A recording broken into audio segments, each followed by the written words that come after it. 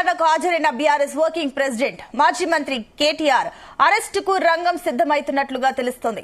కేటీఆర్ ను అదుపులోకి తీసుకునే అవకాశం ఉండడంతో బంజారా హిల్స్ ఏసీబీ ఆఫీస్ దగ్గర షాపులను క్లోజ్ చేస్తున్నారు పోలీసులు. దీనికి తోడు కేటీఆర్ ను అరెస్టు చేసి స్థానిక సంస్థల ఎన్నికలకు వెళ్లేందుకు కాంగ్రెస్ ప్లాన్ చేస్తున్నట్లు తెలుస్తోంది. ఇవాళ కేబినెట్ భేటీ ఉండడంతో కేటీఆర్ అరెస్టు తర్వాత భేటీలో ప్రధానంగా చర్చించే అవకాశం ఉంది. అటు అరెస్టు తర్వాత స్థానిక ఎన్నికలకు వెళ్తే కాంగ్రెస్ కు కలిసి వస్తుందని నేతలు భావిస్తున్నారు. మరోవైపు బీఆర్ఎస్ భవన్ లో మాజీ మంత్రి హరీష్ రావు కూడా పార్టీ ముఖ్య నేతలతో సమావేశమయ్యారు. దీంతో కేటీఆర్ అరెస్టుకు రంగం సిద్దమైనట్లు తెలుస్తోంది.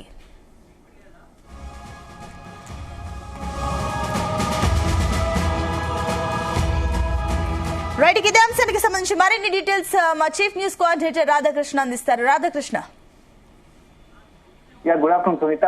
మొత్తంగా కూడా పరిస్థితులు కేటీఆర్ ఏసీబీ విచారణకు హాజరైన నేపథ్యంలో బీఆర్ఎస్ మాత్రం ఒక ఆందోళన చెందుతుందని చెప్పవచ్చు. ఎందుకంటే ఈ రోజు ఉదయం 10 గంటలకు విచారణకు వెళ్ళినటువంటి కేటీఆర్ పెద్ద ఎత్తుగా అటు ఉన్నటువంటి తెలంగాణ భవన్ కు బీఆర్ఎస్ కార్యకర్తలు చేరుకున్నారు, శ్రేణులు చేరుకున్నారు. కీలక నేతలు, ఎమ్మెల్యేలు, అదేవిధంగా మాజీ మంత్రులు, ఇతరత్ర ముఖ్య నాయకులంతా కూడా కేటీఆర్ వెంట ఉన్నట్టుగా తెలుస్తోంది. కేటీఆర్ సంబంధించి విచారణ హాజరైన క్రమంలో మొత్తంగా కూడా ఏసీబీ కార్యాలయం చుట్టుపక్కలతో పాటుగా తెలంగాణ భవన్ వద్ద కూడా పెద్ద ఎత్తున పోలీసు బలగాలు మోహరించినట్టుగా తెలుస్తోంది. అదే సందర్భంలో రోడ్ నంబర్ 12 లోని మినిస్టర్ క్వార్టర్స్ సంబంధించి వెళ్లే రూట్ లో కూడా కొన్ని కీలక పెద్ద ఎత్తున షాపులు కావచ్చు, ఇతరత్ర వాటినన్నిటిని కూడా పోలీసులు మూసివేయాల్సిందిగా ఆదేశాలు ఇచ్చినట్టుగా తెలుస్తా ఉంది. సో కొంత పోలీసులు ఏదైనా ఒక నిర్ణయం తీసుకోవడానికి కేటీఆర్ విషయంలో ఒక నిర్ణయం తీసుకోబోతున్నారా అని చెప్పేసి కొంత అనుమానాలు, సందేహాలు వ్యక్తం అవుతున్నాయి. ఎందుకంటే ఒకవైపు బీఆర్ఎస్ శ్రేణులను కట్టడి చేసే ప్రయత్నం చేస్తూ ఉంటే మరోవైపు కీలకంగా ఉన్నటువంటి ఏసీపీ కార్యాలయం చుట్టూ పరిసరాల ప్రాంతంలో ఉన్నటువంటి ఆ షాపులు కావచ్చు, ఇతరత్ర వాటన్నిటిని కూడా క్లోజ్ చేయమని చెప్పేసి ఆదేశాలు ఇవ్వడం వెనుక కారణం ఏమై ఉంటుందని చెప్పేసి బీఆర్ఎస్ సంబంధించినటువంటి శ్రేణులు ఆరాధిస్తున్నాయి. అంటే కేసీఆర్ ను అరెస్ట్ చేయబోతున్నారా అని చెప్పేసి ఒక ప్రచారం జరుగుతా ఉంది. ఎందుకంటే ఇప్పుడున్న పరిస్థితుల్లో ఏసీబీ రెండవసారి కేటీఆర్ ను విచారిస్తా ఉంది. గతంలో జనవరి 9వ తేదీనట్టు ఒకసారి ఈ ఫార్ములా ఈ రేస్ వ్యవహారంలో ప్రశ్నించినటువంటి ఏసీబీ ఈ రోజు మరోసారి విచారిస్తా ఉంది. సో విచారణ తుది దశకు చేస్తుందని చెప్పేసి ప్రచారం జరుగుతా ఉంది. ఈ క్రమంలో ఏదైనా కేటీఆర్ విషయంలో ఏసీబీ ఒక స్టెప్ వేయబోతుందా, అరెస్ట్ చేయబోతుందా అని చెప్పేసి ఒక ప్రచారం జరుగుతుంది. ఈ నేపథ్యంలో అక్కడ పరిసరాలంతా కూడా కొంత హై అలర్ట్ ప్రకటించినట్టుగా తెలుస్తోంది. షాపులు మూసివేస్తా ఉన్నారు. సో ఇవన్నీ చూస్తా ఉంటే కేటీఆర్ సంబంధించి అరెస్ట్ తప్పదా అని చెప్పేసి ఒక చర్చ జరుగుతా ఉంది. దీనికి ఒకవైపు ఇలా జరుగుతా ఉంటే మరోవైపు కేటీఆర్ సంబంధించినటువంటి విషయంలో మొత్తంగా కూడా అక్కడ ఉన్నటువంటి పరిస్థితుల నేపథ్యంలో బీఆర్ఎస్ సంబంధించి కీలక నేతలు మాజీ మంత్రి హరీష్ రావు నేపథ్యంలో ఇక్కడ భేటీ అయినట్టుగా తెలుస్తా ఉంది. సో తెలంగాణ భవన్ లో భేటీ అయినట్టుగా తెలుస్తా ఉంది. ఈ నేపథ్యంలో అక్కడ ముఖ్య మాజీ మంత్రులు, అదేవిధంగా ఎమ్మెల్యేలు, కీలక నేతలతో హైదరాబాద్ సంబంధించినటువంటి కీలక నేతలతో హరీష్ రావు భేటీ అయినట్టుగా తెలుస్తోంది. సో ఈ నేపథ్యంలో ఏం చేయబోతారు, ఒకవేళ కేటీఆర్ అరెస్ట్ చేస్తే నెక్స్ట్ పార్టీ తరఫున ఏం చెయ్యాలనే దానిపైన చర్చిస్తున్నట్టుగా తెలుస్తోంది. అదే ఎప్పటికప్పుడు కేటీఆర్ విచారణకు సంబంధించి కూడా అన్ని అంశాలకు సంబంధించి కేటీఆర్ సంబంధించిన విచారణ సంబంధించిన విషయాలను ఎప్పటికప్పుడు బీఆర్ఎస్ అధినేత కేసీఆర్ దృష్టికి హరీష్ రావు తీసుకువెళ్తున్నట్టుగా తెలుస్తా ఉంది. సో ఏం చేస్తున్నారు, ఏసీబీ ఆలోచన ఏముంది, కేటీఆర్ విషయంలో ఏసీబీ ఏం చేయబోతుంది అనేది ఇప్పుడు తెలంగాణ రాజకీయ వర్గాల్లో ఆసక్తి నెలకొందని చెప్పవచ్చు.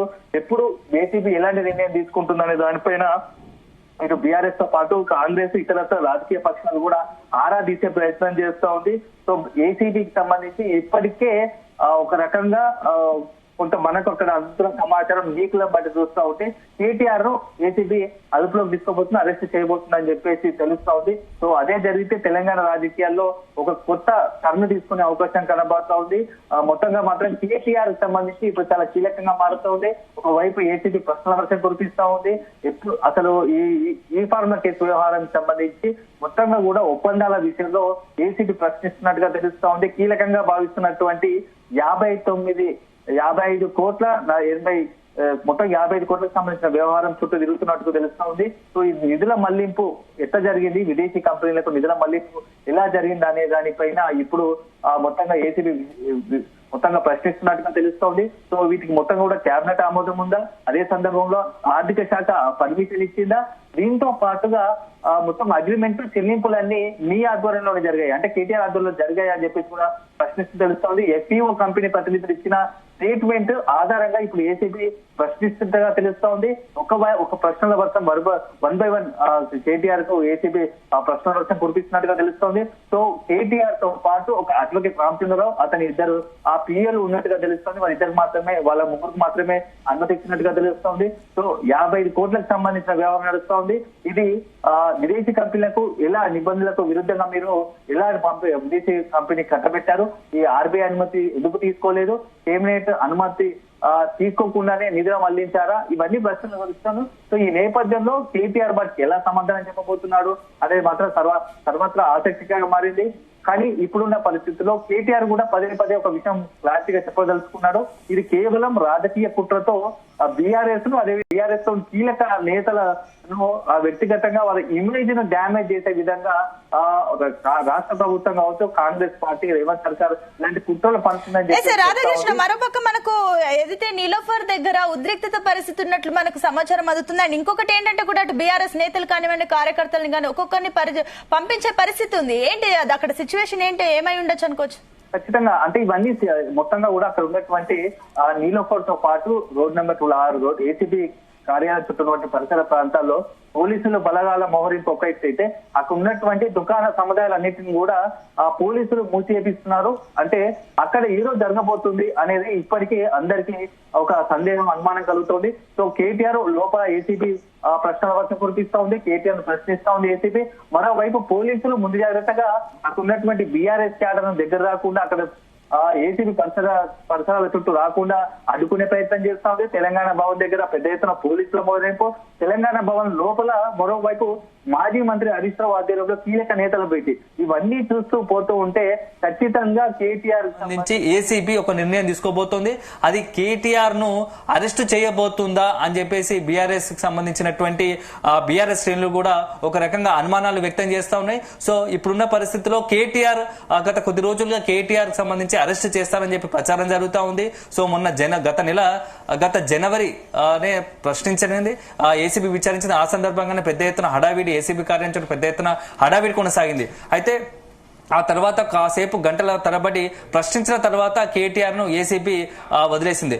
తో మొన్న మే 28 రోజున మరోసారి ఏసీబీ విచారణకు రమ్మనాల్సి ఉండగా కేటీఆర్ విదేశాలకు అప్పటికే షెడ్యూల్ ఖరారైంది కాబట్టి ఇప్పుడు ఉన్న పరిస్థితులను హాజరు కావాలని చెప్పడంతో ఈ రోజుకు కేటీఆర్ ను విచారణకు హాజరించింది ఏసీబీ. సో ఈ రోజు ఏసీబీ విచారణకు హాజరవుతున్న క్రమంలో ఉదయం 9 గంటలకు ఇంటి నుంచి బయలుదేరాడు, తెలంగాణ భవన్ చేరుకున్నాడు. అక్కడి నుంచి 10 గంటల వరకు ఏసీబీ కార్యాలయం చుట్టూ పెద్ద ఎత్తున తన అనుచరగణంతో మాట్లాడి ఒకసారి మాజీ మంత్రులు, ఎమ్మెల్యేలు వాళ్ళందరితో మాట్లాడిన తర్వాత తెలంగాణ భవన్ నుంచి ఏసీబీ కార్యాలయానికి బీఆర్ఎస్ వర్కింగ్ ప్రెసిడెంట్ కేటీఆర్ చేరుకున్నారు. సో అక్కడ ప్రస్తుతానికి కేటీఆర్ ను ఏసీబీ ప్రశ్నిస్తోంది అనేక అంశాలకు సంబంధించి.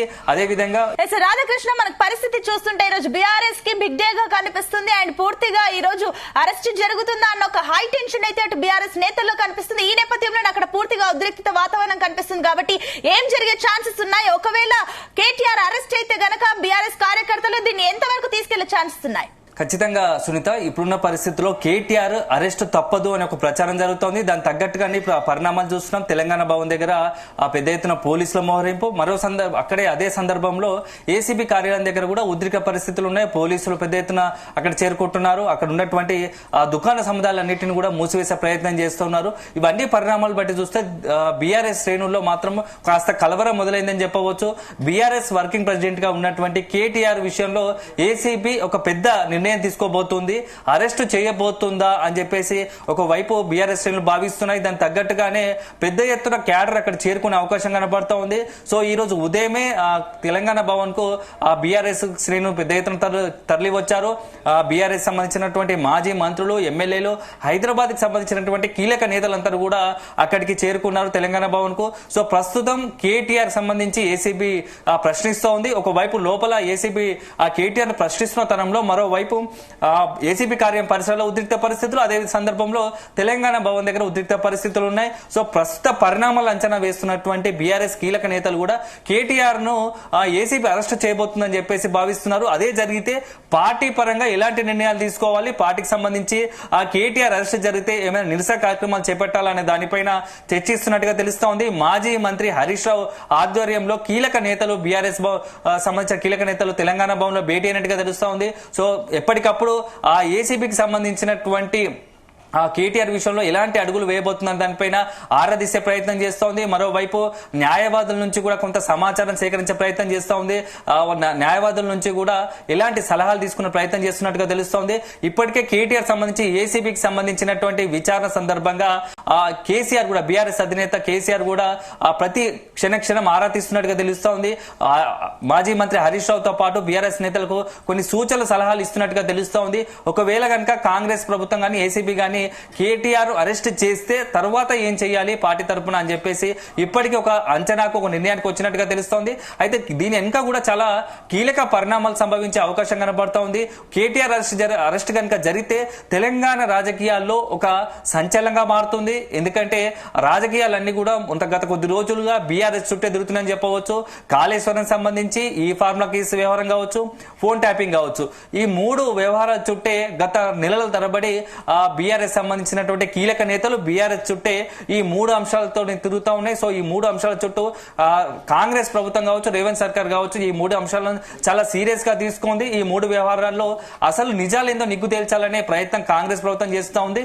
ఈ 3 వ్యవహారాల్లో ఎవరైనా తప్పదని తేలితే వారికి ఖచ్చితంగా శిక్షించాలని చెప్పేసి కాంగ్రెస్ భావిస్తోంది. సో ఒకవైపు కాంగ్రెస్ ఏమో ఇలా భావిస్తూ ఉంటే బీఆర్ఎస్ మాత్రం ఇది కేవలం రాజకీయ కుట్ర, రేవంత్ సర్కార్ తమను బీఆర్ఎస్ కీలక నేతలు టార్గెట్ చేస్తోంది. గత అధికారంలోకి వచ్చినప్పటి నుంచి ప్రజలకు ఇచ్చిన 6 గ్యారంటీల సంబంధించిన హామీల విషయంలో రేవంత్ సర్కార్ ఎలాంటి నిర్ణయం తీసుకోవట్లేదు. కానీ అదే సందర్భంలో 6 గ్యారంటీలు అమలు చేయాలి, ప్రజలకు ఇచ్చిన హామీలు నెరవేర్చాలని చెప్పేసి డిమాండ్ చేస్తున్న బీఆర్ఎస్ కీలక నేతలను పదే టార్గెట్ చేసుకుని అక్రమంగా కేసులు బనాయిస్తూ రాజకీయంగా ఇబ్బంది పెట్టే ప్రయత్నం చేస్తోంది. సో ఇట్లాంటి ఇబ్బందులన్నీ తాత్కాలికమే కావచ్చు, కానీ అల్టిమేట్ గా ధర్మం గెలుస్తోంది. మేము ప్రజల పక్షాన ఉంటాం, ప్రతిపక్షంగా మా బాధ్యత నిర్వహిస్తామని చెప్పేసి కేటీఆర్ తో పాటు హరీష్ రావు ఇలాంటి కీలక నేతలు ప్రతి సందర్భం వచ్చేలా చెప్తా ఉన్నారు. సో ఇప్పుడు అసలు ఇన్ని రోజులు లేని ఏసీబీ విచారణ కేటీఆర్ కి సంబంధించి ఈ ఫార్ములా వేసాం ఇప్పుడే ఎందుకు తెరపైకి వచ్చిందనే దానిపైన కూడా రకరకాల చర్చలు జరుగుతూ ఉన్నాయి. దానికి కారణం ప్రధానంగా వినిపిస్తుంది ఏంటంటే కాంగ్రెస్ ప్రభుత్వం, రేవంత్ సర్కార్ త్వరలో స్థానిక సంస్థలకు వెళ్లబోతున్నట్టుగా తెలుస్తోంది. సో ఈ వారం 10 రోజుల్లోనే ఎన్నికలకు సంబంధించి నోటిఫికేషన్ రాబోతోంది. ఈ నోటిఫికేషన్ వస్తున్న దరిమిలా కేటీఆర్ ఒకవైపు మొత్తంగా కూడా కంట్రోల్ చేసి కేటీఆర్ అరెస్ట్ చేసి అదే విధంగా స్థానిక సంస్థల ఎన్నికలకు వెళితే బాగుంటుందనే ఒక ఉద్దేశం. దీనికి కారణం కూడా ఏంటంటే రైతు భరోసా, అదే విధంగా ఇతరత్ర ప్రభుత్వం సంబంధించినటువంటి కీలక హామీలో కొన్ని పూర్తి చేసుకుని స్థానిక సంస్థలకు వెళితే బాగుంటుంది అని చెప్పేసి కాంగ్రెస్ ప్రభుత్వం ఆలోచన ఉన్నట్టుగా తెలుస్తోంది. దాంట్లో భాగంగా ఈ రోజు మధ్యాహ్నం 2 గంటలకు కూడా సీఎం రేవంత్ రెడ్డి ప్రస్తుతం అందుబాటులో ఉన్నటువంటి కీలకమైన మంత్రులు అందరితో భేటీ అవుతున్నారు. ఈ భేటీలో చాలా కీలక అంశాలపై చర్చిస్తున్నట్టుగా తెలుస్తోంది. ఒకవైపు స్థానిక సంస్థల ఎన్నికలు, ప్రజలకు ఇచ్చిన హామీలు, రైతు భరోసా, ఇతరత్ర ప్రస్తుతం ఉన్న తాజా రాజకీయ పరిణామాలు, కేటీఆర్ సంబంధించి ఏసీబీ విచారణ, ఈ అంశాలపై చర్చించే అవకాశం ఉన్నట్టుగా తెలుస్తోంది. వీటితో పాటు ఒకవైపు ఫోన్ ట్యాపింగ్ విచారణ జరుగుతున్న క్రమంలో ఫోన్ ట్యాపింగ్ సంబంధించి విచారణకు సంబంధించి తాజా అంశాలు మంత్రులకు వివరించే అవకాశం కనబడుతోంది. అదే సందర్భం కాళేశ్వరం సంబంధించి కమిషన్ నివేదిక పూర్తి అయిపోయింది. సో మొత్తంగా కూడా త్వరలోనే తుది నివేదిక ఇచ్చే అవకాశం కనబడుతున్న నేపథ్యంలో ఈ 3 అంశాలకు సంబంధించి కాంగ్రెస్ ప్రభుత్వం, కాంగ్రెస్ పార్టీ, రాష్ట్ర ప్రభుత్వం ఎలాంటి నిర్ణయం తీసుకోవాలనే దానిపైన మంత్రులకు వివరించే అవకాశం కనబడతా ఉంది. సో మొత్తంగా ఇప్పుడున్న పరిస్థితుల్లో కేటీఆర్ సంబంధించి చాలా కీలకంగా మారబోతా ఉంది.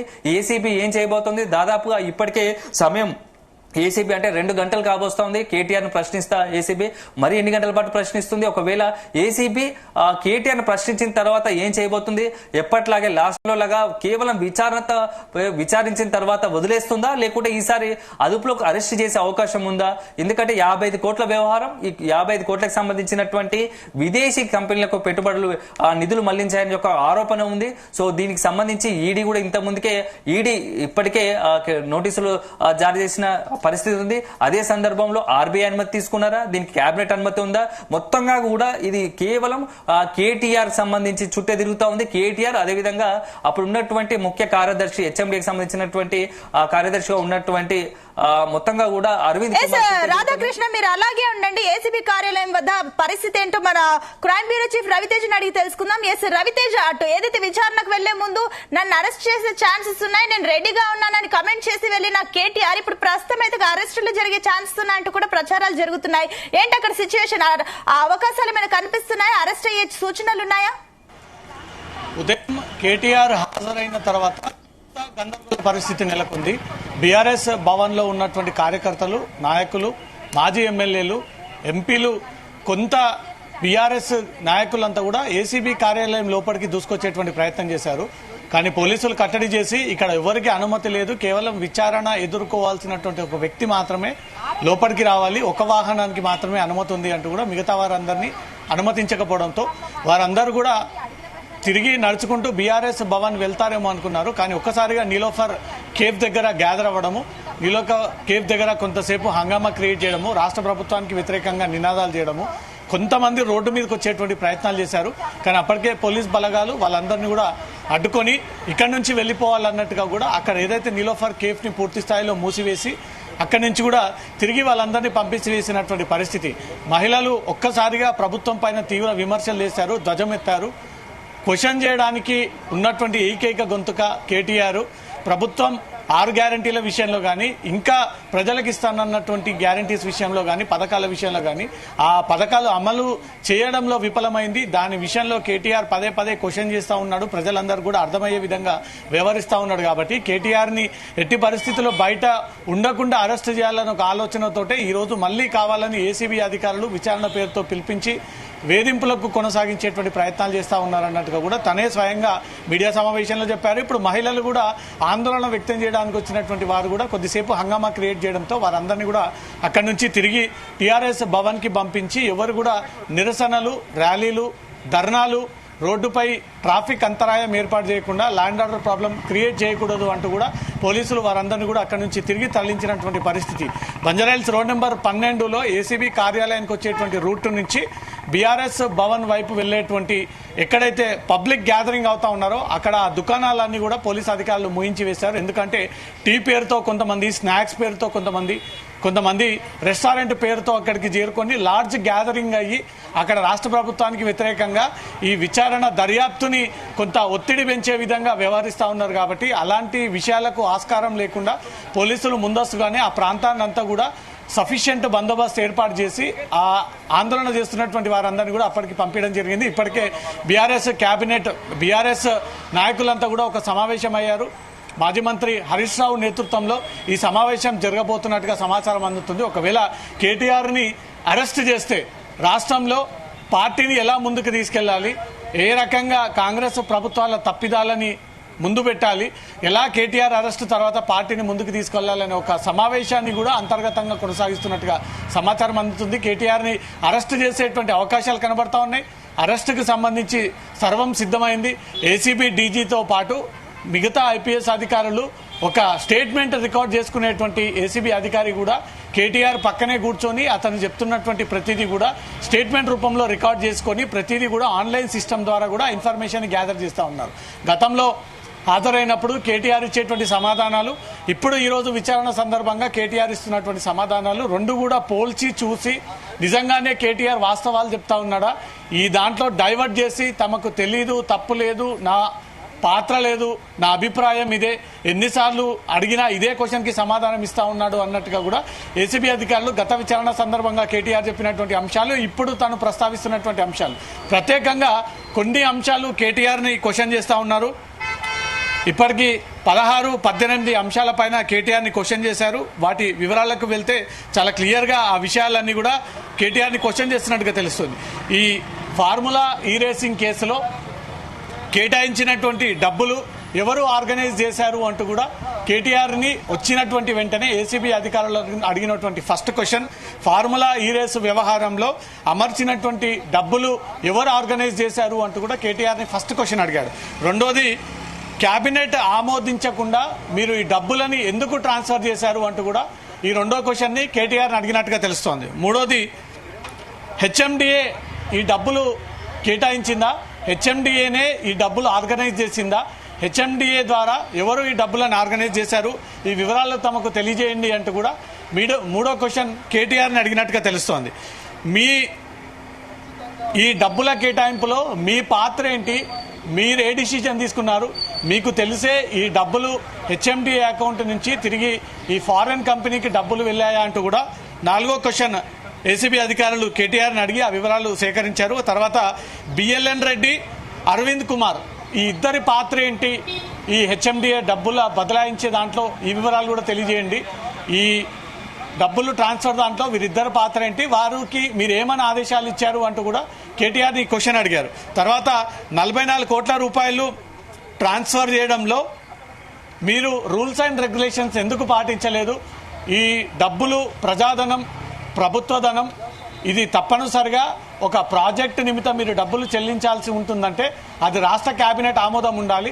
ఆ ఆమోదం లేకుండా మీరు సొంత నిర్ణయాన్ని తీసుకొని ఎందుకు ఈ 44 కోట్ల రూపాయలు మీరు విదేశీ ఈ ఫార్ములా రేసింగ్ నిర్వాహకులకు పంపించాల్సి వచ్చిందంటే కూడా ఈ 5 క్వశ్చన్స్ ఇప్పటికీ లీక్ అయ్యాయి. మొత్తం 16 క్వశ్చన్లు అడిగితే 5 క్వశ్చన్స్ మొదట కేటీఆర్ వచ్చి కూర్చున్నటువంటి వెంటనే ఏసీబీ డీజీ, పక్కన మరో ఐపీఎస్ అధికారి, ఇన్వెస్టిగేషన్ అధికారిగా ఉన్నటువంటి ఇన్స్పెక్టర్, ఆ పక్కన కేటీఆర్ ప్రస్తావిస్తున్నటువంటి ప్రతి క్వశ్చన్ని ఆన్లైన్ ద్వారా దాని సిస్టంలో ఎంటర్ చేస్తూ ఈ విషయాలన్నీ కూడా త్వరలో కోర్టులో ప్రొడ్యూస్ చేయాల్సి ఉంటుంది. కాబట్టి గత విచారణ సందర్భంగా కేటీఆర్ చెప్పినటువంటి ఆ విచారణ నివేదికనంతా కూడా ఏసీబీ అధికారులు పక్కన పెట్టుకొని ఇప్పుడు ఇచ్చేటువంటి తన ఆన్సరు 2 సమాధానాలు ఒకే రకంగా ఉన్నాయా లేవా అంటూ కూడా పోల్చి చూసి తను నిజంగా చెప్తున్నాడా, అబద్ధాలు చెప్తా ఉన్నాడా, తెలుసు అని చెప్తా ఉన్నాడా, తెలియదు అని చెప్తా ఉన్నాడా, దీన్ని డైవర్ట్ చేసేటువంటి ప్రయత్నం చేస్తా ఉన్నాడా అనే దానిపై కూడా ఏసీబీ అధికారులు పదే ఈ క్వశ్చన్స్ అన్నిటిని కూడా దగ్గరుండి పర్యవేక్షించి కేటీఆర్ విషయంలో కొద్దిసేపట్లో నిర్ణయం తీసుకునేటువంటి అవకాశం ఉంది.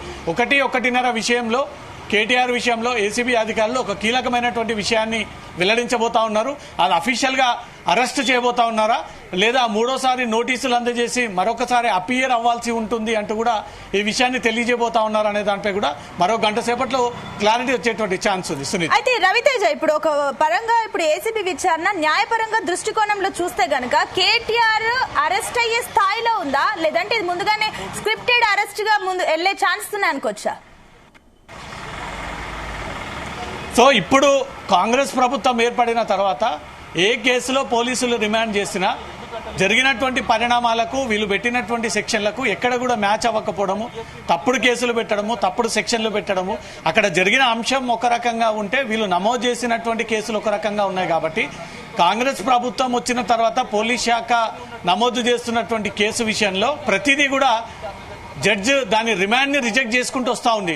అది విద్యార్థి సంఘాల అరెస్టు విషయంలో కావచ్చు, రాజకీయ నాయకుల విషయంలో కావచ్చు, ఈ సోషల్ మీడియా ద్వారా ఇన్ఫ్లుయెన్స్ ఏవైతే తప్పుడు ప్రచారం చేస్తూ ఉన్నారో ఆ కేసులు అరెస్ట్ కావచ్చు. ఏ కేసులో పోలీసులు అరెస్ట్ చేసి ఆ నిందితులని జడ్జి ముందు ప్రవేశపెట్టినప్పుడు ఇది సరైనటువంటి కేసు కాదు, మీరు పెట్టినటువంటి సెక్షన్ ఒక రకంగా ఉంది, అక్కడ జరిగినటువంటి తీరు ఒక రకంగా ఉంది.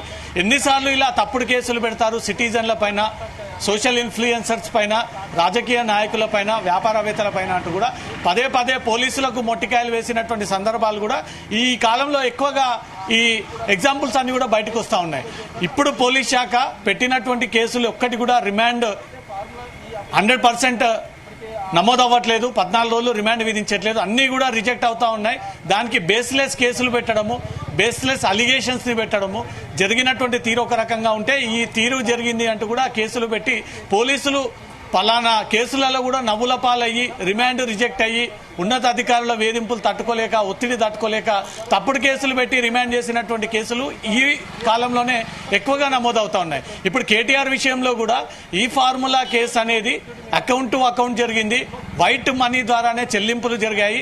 హెచ్ఎండిఏ అఫీషియల్గా ఆ నిర్ణయాన్ని తీసుకొని అకౌంట్ టు అకౌంట్ డబ్బులు ట్రాన్స్ఫర్ చేసినాక కూడా ఇప్పుడు కాంగ్రెస్ ప్రభుత్వం వచ్చినటువంటి వెంటనే అవినీతి జరిగింది, అక్రమాలు జరిగాయి, కేబినెట్ ఆమోదం లేదు, కమిషన్ తీసుకున్నాడు, సొంత ఎజెండా కోసం కేటీఆర్ ఇలా వ్యవహరించాడంటూ కూడా ఒక తప్పుడు అలిగేషన్స్ ని కేటీఆర్ పైన పెట్టి ఈ కేసులో ఎలాగైనా కేటీఆర్ ని ఇరికించాలి, అరెస్ట్ చేయాలి, జైలుకి పంపాలి అనే ఒక కక్ష సాధింపు చర్యలు కొనసాగుతా ఉన్నాయంటూ కూడా బీఆర్ఎస్ నాయకులు ఉదయం నుంచి కూడా ఆందోళన వ్యక్తం చేస్తా ఉన్నారు. ఒకవేళ అదే నిజమైతే కేటీఆర్ ని ఒకవేళ ఏసీబీ అధికారులు అరెస్ట్ చేసినట్టయితే ఇమీడియట్ గా కోర్టులో ప్రొడ్యూస్ చేయాల్సి ఉంటుంది. కోర్టులో ప్రొడ్యూస్ చేసిన తర్వాత జరిగినటువంటి తీరులో ఏదైనా తప్పిదం ఉండి దాంట్లో కేటీఆర్ నిజంగానే తప్పు చేసినట్టుగా కూడా మెజిస్ట్రేట్ భావిస్తే మాత్రం డెఫినెట్ గా ఈ కేసు రిమాండ్ రిజెక్ట్ అయ్యేటువంటి అవకాశం ఉంది.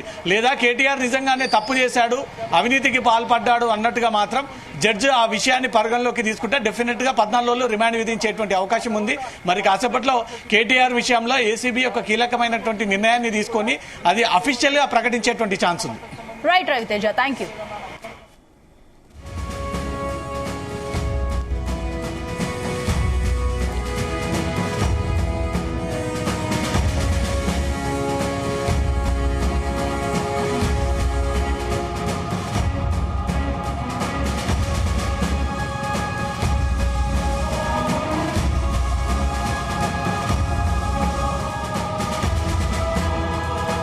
ఇక అటు ఏసీబీ విచారణకు కేటీఆర్ హాజరయ్యారు. అయితే ఒక ఉత్కంఠ పరిస్థితి కనిపిస్తుంది. ఏసీబీ కార్యాలయం వద్ద అటు బీఆర్ఎస్ కార్యకర్తల్ని నేతల్ని ఒక్కొక్కరి అక్కడి నుంచి తరలించేసిపోతున్నారు. అండ్ దగ్గరలో ఉన్న నీలోఫర్ కేఫ్ ని కూడా పూర్తిగా క్లోజ్ చేయడం అయితే కనిపిస్తుంది.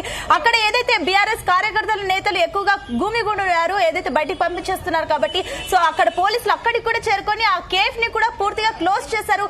ఇవన్నీ పరిణామాలు చూస్తుంటే కూడా కేటీఆర్ అరెస్ట్ అయ్యే సూచనలు ఉన్నాయి. కాబట్టి బీఆర్ఎస్ నేతలు కానివ్వండి, కార్యకర్తలు కానివ్వండి, వారేమైనా ఉద్రిక్తత పరిస్థితులకు దారితీసే అవకాశాలు, ఏమైనా చర్యలకు పూనుకుంటారేమో అన్న ముందస్తు జాగ్రత్తల చర్యల్లో భాగంగానే పోలీసులు ఈ చర్యలు తీసుకుంటున్నట్లు మనకు కనిపిస్తుంది.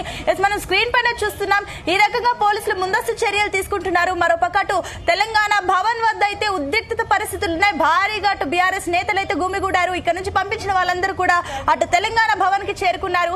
ఏదేమైనప్పటికీ విచారణకు మునుపు కేటీఆర్ ఏవైతే మీడియాతో చెప్పిన కామెంట్స్ ఇప్పుడు కాకరేపుతున్నాయి. అరెస్ట్ అయితే చేయొచ్చు, దానికి నేను రెడీగా ఉన్నానంటూ కామెంట్ చేసి వెళ్లారు. అక్కడ పరిస్థితి చూస్తుంటే కూడా దానికి అనుకూలంగానే కనిపిస్తుంది. ఏదేమైనప్పటికీ ఒకవేళ కేటీఆర్ ఇప్పుడు అరెస్ట్ అయితే కనుక వచ్చే స్థానిక సంస్థల ఎన్నికలకు ఇది కాంగ్రెస్ కి ఒక పెద్ద హెడ్ఏక్ అవుతుందా, లేదంటే ఇది సింపతి గేన్ గా బీఆర్ఎస్ వాడుకుంటుందా, లేదంటే ఏదైతే గతంలో అసెంబ్లీ ఎన్నికల టైంలో ఎమ్మెల్సీ కవితను ఏ రకంగా అయితే అరెస్ట్ చేస్తారో అది బీఆర్ఎస్ కి ఎంత భారీ దెబ్బ తగిలిందో, ఈసారి కేటీఆర్ ఒకవేళ అరెస్ట్ అయితే స్థానిక సంస్థల ఎన్నికలకు ఇది అలాంటి దెబ్బే కొడుతుందా లేదా అనేది మాత్రం వేచి చూడాలి.